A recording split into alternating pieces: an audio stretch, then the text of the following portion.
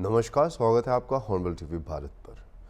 आइए एक नज़र डालते हैं अब तक की खबरों पर। इलाहाबाद हाई कोर्ट की लखनऊ बेंच ने कांग्रेस सांसद राहुल गांधी की नागरिकता को लेकर दाखिल जनहित याचिका में भारत सरकार से जवाब मांगा है। राहुल गांधी की ब्रिटिश नागरिकता और निर्वाचन रद्द करने के मामले में सुनवाई करते हुए कोर्ट ने कहा कि हम पहले भारत सरकार का निर्णय जानना चाहेंगे। उन्होंने शिकायत पर क्या एक्शन लिया है।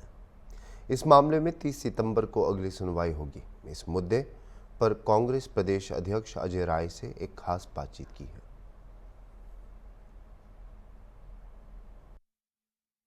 हमारे साथ बातचीत करने के लिए उत्तर प्रदेश के प्रदेश अध्यक्ष अजय राय जी हैं कांग्रेस के, इनसे बात करेंगे। सर, इलाहाबाद हाई कोर्ट ने जिस तरीके से राहुल गांधी की नागरिकता को लेकर गृह मंत्रालय से जवाब मांगा, इसको आप कैसे देखते हैं? निश्चित तौर से राहुल गांधी जी इस भारत माता के पुत्र हैं। उनका निवास स्थान, उनका जन्म स्थान सब अपना ये देश है, इस मिट्टी के जन्मे हैं। तो मैं समझता हूँ कि उनका प्रमाण पत्र देना ये तो मैं बहुत ही आश्वास्पद होगा। वो निश्चित तौर से इस देश के नागरिक हैं और यहीं पर जन्म उनका हुआ। जिसके पिताजी, जिसकी दादी इस देश के लिए कुर्बान हो गए, उसको अगर प्रमाण देना पड़े तो मैं समझता हूँ ये तो बहुत ही दुर्भाग्यपूर्ण है। सर, उत्तर प्रदेश की मुखिया जिस तरीके से स्ट्रीट वेंडर्स, फूड वेंडर्स को लेकर जो नेम प्लेट को लेकर ऐलान किए, इसको आप कैसे देखते हैं? ये कानून वापस होना चाहिए। इससे पुलिस इंस्पेक्टर राज बढ़ेगा, लोगों का शोषण होगा। सर, यही फैसला हिमाचल में भी लागू हो गए, वहाँ पर कांग्रेस की सरकार है, उसको कैसे देखते हैं? मैंने कहा ना कि ये पूरी तरीके से इंस्पेक्टर राज बढ़ेगा, लोगों का उत्पीड़न होगा। ये कानून वापस होना चाहिए। फूड वेंडर को लेकर मायावती ने ट्वीट किया, कहा राजनीति को भटकाने का काम कर रही है, इसको आप क्या कहें? फिर वही बात मैं कह रहा हूँ, वापस होना चाहिए। और मायावती जी तो भाजपा के प्रवक्ता के रूप में बोलती हैं। मैं इतना ही कहना चाहूँगा कि ये आम लोगों को प्रताड़ित करने वाला कानून है। इससे आम व्यापारी, छोटा व्यापारी प्रताड़ित होगा। उसको तत्काल वापस लेना चाहिए। चुनाव को लेकर क्या सहमति नहीं बन पा रही है? सीटों को लेकर, सीटों बंटवारों को लेकर कितनी सीटों पर लड़ेंगे? क्योंकि अखिलेश यादव के आप लोग 5 सीटें मांग रहे हैं, क्या कहेंगे? नहीं, 5 सीट हम वही मांग रहे हैं जो भारतीय भाजपा अलायंस की सीटें थी, वो हमने मांगा है। बाकी निर्णय राष्ट्रीय नेतृत्व को करना है। ये थे हमारे साथ बातचीत करने के लिए अजय राय जी, कांग्रेस के प्रदेश। इनका साफ तौर पर हमने 5 सीटें से लड़ने के लिए मांगी उपचुनाव को लेकर। वीडियो जर्नलिस्ट विजय के साथ निहाल पांडे, हॉर्नबिल टीवी, लखनऊ। उत्तर प्रदेश के बलिया जिले में अमृत महोत्सव के तहत करोड़ों रुपए की लागत से बन रहे रेलवे स्टेशन से जुड़ी एक चौंकाने वाली घटना सामने आई है, जिससे यात्रियों की सुरक्षा पर सवाल उठने लगे। रेलवे स्टेशन के मुख्य गेट पर बने नवनिर्मित गुंबद का छज्जा अचानक गिर गया। इस घटना का वीडियो और फोटो सोशल मीडिया पर वायरल हो रहा है, जिसके बाद रेलवे कर्मियों द्वारा इसे छुपाने का प्रयास भी किया जा रहा है। बलिया रेलवे स्टेशन का सौंदर्यीकरण पूर्व सांसद वीरेंद्र सिंह मस्त की पहल पर शुरू किया गया था, लेकिन अब इस घटना ने निर्माण में संभावित भ्रष्टाचार को उजागर कर दिया है। वो वजन की वजह से पुराना सरिया था, वो लटक गया है। ये कौन सा जगह है? ये गुम्बज है। किसका गुम्बद है? ये कौन सी जगह है? मेन गेट का। रेलवे स्टेशन का। रेलवे स्टेशन बलिया है। ये गुम्बज का क्या गिरा है? ये छज्जा सजा गिर गया है एक साइड, एक साइड का। आखिर ये जब पुराना है तो आखिर उसी पे ये लोग क्या लगा रहे थे? ये लोग क्या लगा रहे थे? देख रहे हैं टाइल्स है। अच्छा, पुरानी चीज़ पे टाइल्स लगाकर मरम्मत की जा रही थी, इसके वजह से ये गिर गया है, वजन की वजह से। आगामी विधानसभा चुनाव के लिए निर्वाचन पदाधिकारियों का 2 दिवसीय प्रशिक्षण सत्र आयोजित किया जा रहा है, जिसमें राष्ट्रीय स्तर के प्रशिक्षक चुनाव संबंधी प्रक्रियाओं पर प्रशिक्षण दे रहे हैं। मुख्य निर्वाचन पदाधिकारी के रवि कुमार ने कहा कि त्रुटि रहित, निष्पक्ष और शांतिपूर्ण चुनाव सुनिश्चित करना सभी पदाधिकारियों की जिम्मेदारी है। प्रशिक्षण में ईवीएम, वीवीपैट संचालन, मतदान केंद्रों की व्यवस्था, पोस्टल बैलेट और अन्य चुनावी गतिविधियों पर ध्यान केंद्रित किया जा रहा है। यह सत्र 26 से 29 सितंबर तक चलेगा, जिसमें सभी स्तरों के निर्वाचन अधिकारी भाग ले रहे हैं।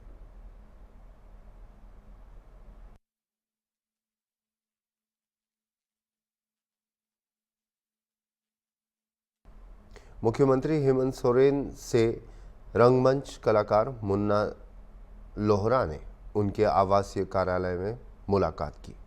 लोहरा ने अपनी खुशी जाहिर करते हुए कहा कि सोरेन उनके आदर्श हैं और उनसे मिलना सपना पूरा होने जैसा है। इस मौके पर उन्होंने झारखंड के रंगमंच कलाकारों की समस्याएं भी साझा की।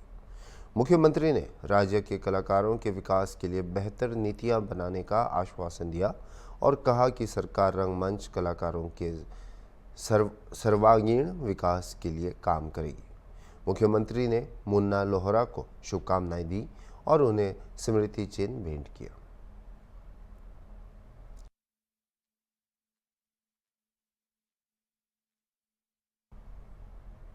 मधुबनी में जन सूरज सम्मान समारोह और सदस्यता ग्रहण कार्यक्रम आयोजित हुआ, जिसमें 1000 से अधिक लोगों ने जन सूरज की सदस्यता ली। कार्यक्रम में जन सूरज के वरिष्ठ नेता और रिटायर्ड IPS RK मिश्रा, पूर्व केंद्रीय मंत्री देवेंद्र प्रसाद यादव और अन्य प्रमुख नेताओं ने हिस्सा लिया। वक्ताओं ने बिहार की बेरोजगारी, पलायन, अशिक्षा, बाढ़ और स्वास्थ्य समस्याओं पर चर्चा करते हुए जन सूरज अभियान को सफल बनाने की अपील की। कार्यक्रम की अध्यक्षता जिलाध्यक्ष केशव भंडारी ने की और सौरभ कुमार राय के नेतृत्व में आयोजन संपन्न हुआ। हम अकेले ही चले थे, जानवे मंजिल मगर लोग आते जा रहे हैं, कारवां बनता चल रहा है। तो आज जहाँ हम खड़े हैं, इस स्थिति में अब देख रहे हैं, इसी सभागार में 1 साल पहले 15-20 लोग भी जमा हो जाते थे तो बहुत खुशी होती थी। आज यहाँ हजारों लोग बैठे हैं।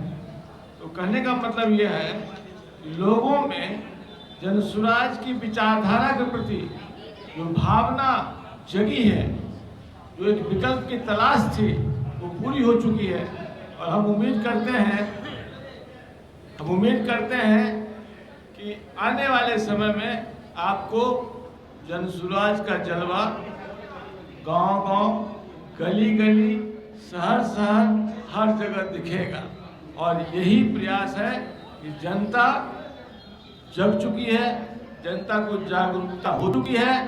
हमें शिक्षा चाहिए, हमें रोजगार चाहिए, हमारे बच्चों के हाथ में काम चाहिए, हमें पलायन से मुक्ति चाहिए। ये जो पॉलिटिकल पार्टी के लोग हैं जो आरोप लगा रहे हैं, पॉलिटिकल पार्टी भावना की सौदागरी करके मूल मुद्दा से जनता को भटका दिया है। प्रेस के लिए बैठा रहा हूँ। मूल मुद्दा का मतलब हो गया बेरोजगारी, मूल मुद्दा है आपको पलायन समस्या, मूल मुद्दा है शिक्षा, ये सब जो मामला है, बुनियादी जो मुद्दे हैं, मसाइल हैं, उनसे जनता को भटका दिया गया है। भावना की सौदागरी करके अपने राजनीति का विषाद चलाकर अपनी राजनीति रोकने का ये लोग प्रयास कर रहे हैं।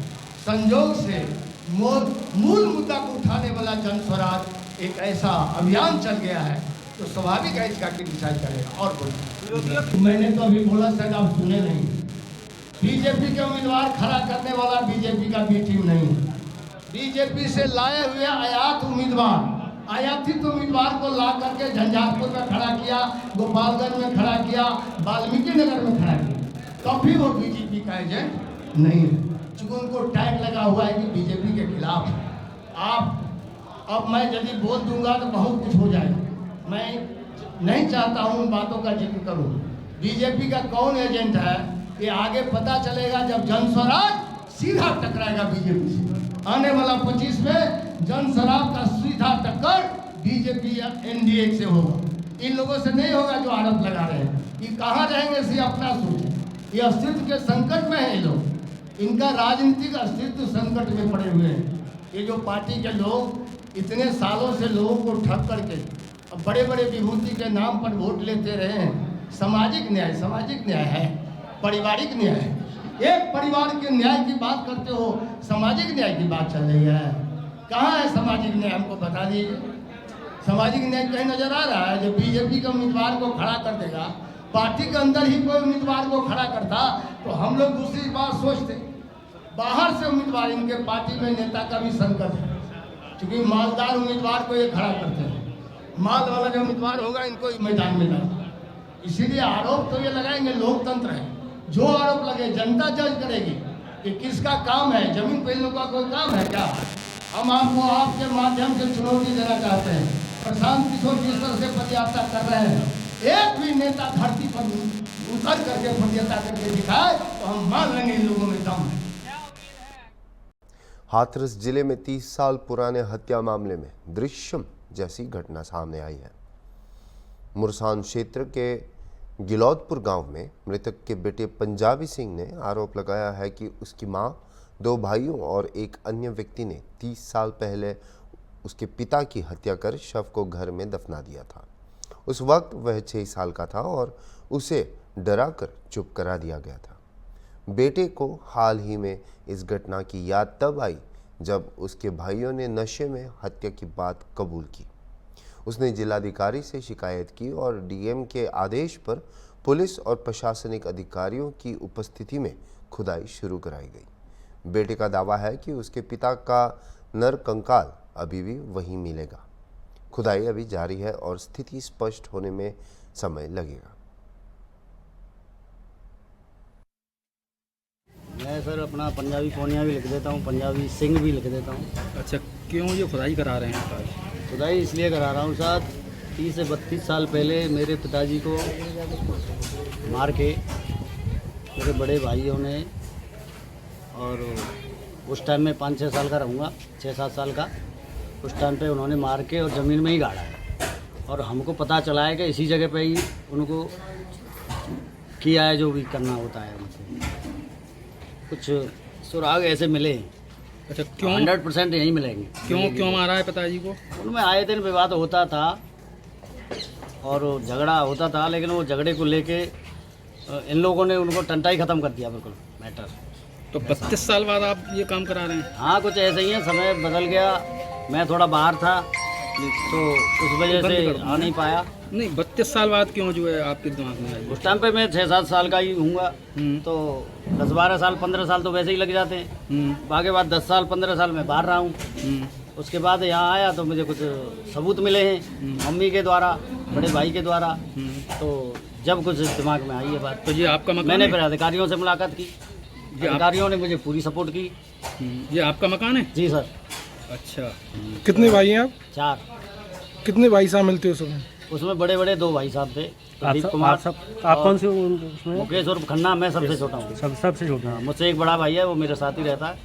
और सबसे बड़े भाई हैं 2, मुकेश उर्फ खन्ना, प्रदीप कुमार। अच्छा, करते क्या थे पिताजी आपके? पिताजी कुछ नहीं, वैसे तो किसान ही थे, लेकिन private job, private free time में कर लेते थे। बरेली में काम करते थे उस समय। गाँव वालों से किसी को भी पूछ लीजिए, कोई ऐब नहीं था उसमें, गुटखा दारू कोई कैसा भी उनके अंदर कोई वो नहीं था। जैसे बहुत आप सीधे इंसान थे, बढ़िया इंसान थे। जैसे आपका कहना है मर्डर किया था जी सर। तो क्यों किया था?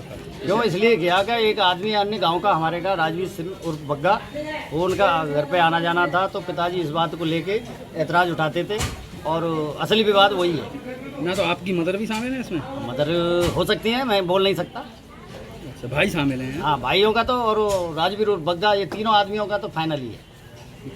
तो अब आदेश किसने किया है खुदाई का? आदेश इसमें सर मैं कप्तान साहब से मिला, कप्तान साहब ने सीओ साहब के लिए दिया, सीओ साहब ने फिर घुमा फिरा के उनको दे दिया कप्तान साहब को, कप्तान साहब ने फिर डीएम साहब को दिया, डीएम साहब ने फिर एसडीएम साहब को ही दिया। अच्छा, तो एसडीएम साहब के आदेश पे हो रहा है? जी सर।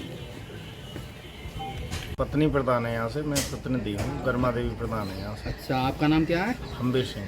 अच्छा, गांव कौन सा है ये गिलौदपुर है, क्या मामला है? करील का मामला है।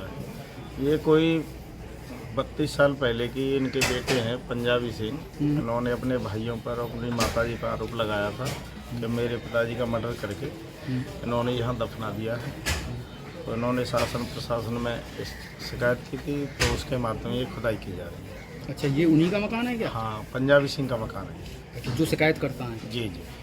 अच्छा, तो आज क्या क्या हो रहा है अभी खुदाई चल रही है। वो बता रहे हैं कि 13-14 फुट, 5 फुट इसमें भर्त बता रहे हैं, 4 फुट पहले मिट्टी हो चुकी थी, कुछ 13-14 फुट नीचे समथिंग ये बता रहे हैं कि शरीर के जो भी अंग हैं वो दबे हुए हैं। कौन कौन अधिकारी हैं यहाँ पर इस समय? एसडीएम साहब आए थे, अभी निकल गए, और वो पटवारी हैं और यहाँ दरोगा जी हैं, हमारे हल्का इंचार्ज हैं।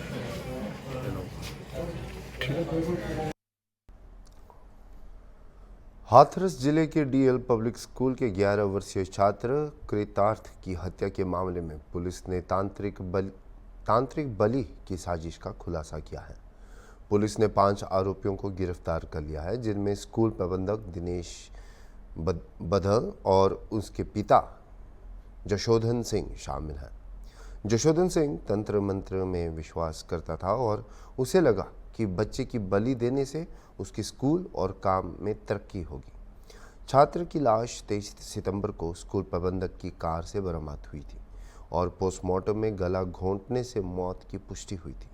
मामले की जांच अभी भी जारी है।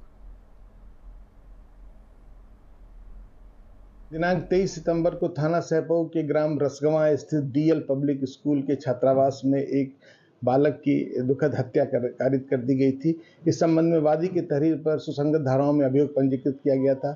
थाना सहपऊ पुलिस द्वारा घटना का सफल अनावरण करते हुए प्रबंधक सहित 5 अभियुक्तों की गिरफ्तारी की गई है और उन्हें न्यायिक अभिरक्षा में भेजा गया है। इस संबंध में पुलिस द्वारा समस्त पहलुओं की जांच करते हुए अग्रेतर विधिपूर्ण कार्रवाई की जाएगी। विवेचना अभी प्रचलित है। प्रशासन ने पूरी कोशिश की है। जैसे पुलिस प्रशासन ने लीगल केस किया है कि ये तांत्रिक विद्या से मारा है, लेकिन हमको और भी शंकाएं ये चाहते हैं प्रशासन से कि इसमें और भी कड़ियाँ हो सकती हैं, इसमें और कोई शंका ऐसी हो सकती है जिसका रीजन और भी हो। इसके अलावा उसका भी जरा थोड़ा पुलिस प्रशासन और मीडिया उसमें कोशिश करे और रीजन निकल के आए जिससे वो क्लियर हो क्यों मारा है। और हम ये रिक्वेस्ट करेंगे। गुजरात में एक युवक जिसे 2 क्वार्टर शराब के साथ पकड़ा गया था पर पुलिस द्वारा बेरहमी से अत्याचार किए जाने का आरोप है। पुलिस कर्मियों ने उसे एक सुनसान वन क्षेत्र में ले जाकर बुरी तरह पीटा और उस पर पेशाब पिलाने की कोशिश की।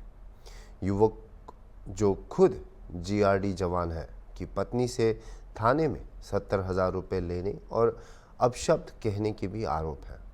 पुलिस कर्मियों पर आरोप है कि उन्होंने खुद शराब पी रखी थी और युवक की पिटाई की। गंभीर हालत में युवक का अस्पताल में अभी इलाज चल रहा है और उसे खून चढ़ाने की भी नौबत आ गई। इस घटना में विजय सिंह, जीतू सिंह, दिलीप, राजदीप, दिनेश समेत 7 पुलिस कर्मियों के खिलाफ आरोप लगाए गए हैं। घटना के दौरान पीएसआई की भूमिका पर भी सवाल उठे हैं और अंबलियारा थाने के पुलिस कर्मियों के खिलाफ लिखित शिकायत जिला पुलिस अधीक्षक को दी गई है। मारू नाम राहुल कुमार रूपसी सोलंकी, गाम बीबीनी वाव, तालुको बायड, जिल्लो अरवली। મને પોલીસવાળા લઈ ગયા, સાદી ગાડીમાં આવ્યા હતા અને સાદા ડ્રેસમાં હતા। પછી અમાગઢ જતા જતા એમને મને માથાના ભાગે દંડો માર્યો હતો। પછી ગોલાપુરા અને અમાગઢની વચ્ચે જતા ત્રણેય સાહેબે ગાડીમાં બિયરની બોટલો તોડી હતી અને પછી મને જંત્રાલ કંપા બોરીઓના જંગલમાં લઈ જઈ ઘણો ઢોર માર માર્યો હતો। લોખંડના સળિયા આ પગ ઉપર તળિયા બધા તોડી નાખ્યા હતા અને બીજી ગાડી સાદી આવી, એમાં બીજા 3 જણા, બધા થઈને કુલ 5 જણા હતા। મારવામાં પાણી માગ્યું તો એ સાહેબોએ પેશાબ કરીને મને પીવડાવ્યો હતો। પછી એક કાકો આવ્યા હતા। કાકો કે કેમ મારો છો ભાઈ? તા કે આ તો અમારા ગામની છોકરી લઈને ભાગી ગયો છે એમ કહી કાકાને આ લોકો ભગાડી મૂક્યો। પછી કાકો બોલાવા ગયો એટલામાં આ લોકોએ મને ઉઠાવી લીધો।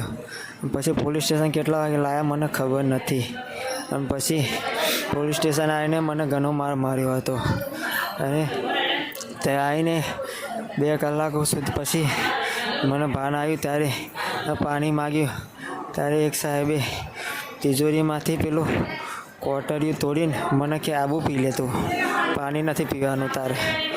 મારવામાં મને વિજયસિંહ, જીતુસિંહ, દિલીપસિંહ, રાજદીપસિંહ એ 4ના નામ અત્યારે યાદ છે અને એક ભરવાડ સાહેબ હતા, દિનેશભાઈ ભરવાડ, એવું કુલ 7 માણસો હતા। પછી મને મારા ઘરનાને જાણ થતાં આવી ગઈ। રાત્રે 70,000 રૂપિયા ભરી મને છોડવી લાવ્યા હતા મારા ગીઝામાં 3500 રૂપિયા હતા, હાથમાં વીંટીઓ હતી, એમાં એક જ વીંટી મળી, 3 વીંટીઓ ખબર નથી. પછી બાઇક ને મોબાઈલ પણ હજુ પોલીસવાળા પાસે જ છે. બસ. मोडासा की पीपल्स कोऑपरेटिव सोसाइटी से जुड़े 12 करोड़ रुपए के गबन मामले में 12 साल बाद जिला अदालत ने फैसला सुनाया है। गरीबों, विधवाओं, ट्रक ड्राइवरों और मजदूरों की पसीने की कमाई के गबन के आरोप में 28 लोगों के खिलाफ शिकायत दर्ज की गई थी। अदालत ने 24 आरोपियों को 5 साल की सज़ा और जुर्माना लगाया है, जबकि 4 आरोपियों की मौत हो चुकी है। इस फैसले से प्रभावित परिवारों में खुशी और उम्मीद जागी है कि उनकी मेहनत की कमाई अब वापस मिलेगी। हूँ डी.आर. जादव, CPIM જિલ્લા મંત્રી।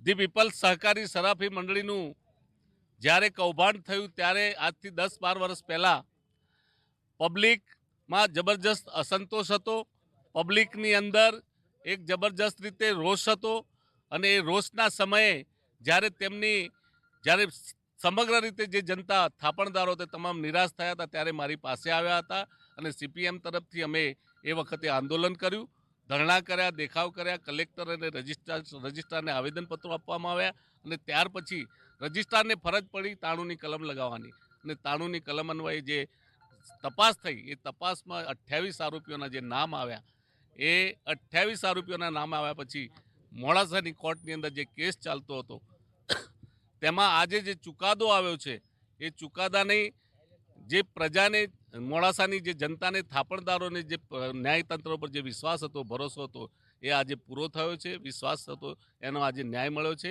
અને જનતા જે થાપણદારો છે એ આજે એક ભરોસાથી બેસી છે કે તેમના થાપણના પૈસા જે છે એ થાપણના પૈસા પરત મળે અને એ પૈસા દરેકના પરસેવાના ગરીબના પૈસા છે, એમના ભેગા કરેલા પૈસા છે એ પરત મળે એટલા માટે એક ન્યાયની બીજી અપેક્ષા પણ છે અને સાથે સાથે એ વખતે જે સિલેક્ટેડ કમિટી નિમવામાં આવી હતી સાબરકાંઠા બેંક તરફથી એમાં સલીમભાઈ બાયડિયા એ માજી ચેરમેન છે, ગુલામ રસુલભાઈ પહોંચ્યા અને ઇમ્તિયાજ હાજી અને બીજા બધા કેટલાય જે 12 જણાની જે સિલેક્ટેડ કમિટી હતી એ ત્યાર પછી પણ એમણે કામ કર્યું હતું અને અત્યારે હાલમાં બિલ્ડિંગને સીલ કરવામાં આવી છે પણ ભવિષ્યમાં અમે પણ અહીંથી આશા રાખીએ છીએ કે તમામ થાપણદારોના પૈસા પાછા મળે।